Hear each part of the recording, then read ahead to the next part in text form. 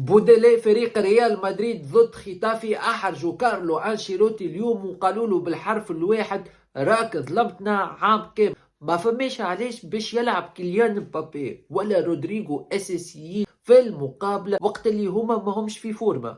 يا كارلو أنشيلوتي يهديك، أردا جولر اليوم كي دخلته ربح رجل المباراة، معناتها يلزمك تعطيه أكثر فرصة وأكثر وقت باش يلعب، على خاطر القيمة الفنية متاعو مش خير من رودريغو ولا كيليان مبابي ولا فينيسيوس جونيور. والتحكيم الإسباني في كل مقابلة يبين اللي هو ضد فريق ريال مدريد. في الثواني الأخيرة من المقابلة أتاك رودريغو بيلانتي واضحة، الحكم لاكسيون قدامه ما حسبهاش بينالتي لفريق ريال مدريد. علاش الظلم هذا ضد فريق ريال مدريد؟ الديفونس يلزمو يتصلح، مشكلة كبيرة في الدفاع، وبرافو الكورتوا. كان النجم نعطي جيزة ثانية في المقابلة مع أردا جولر نعطيها لتيبو كورتوا.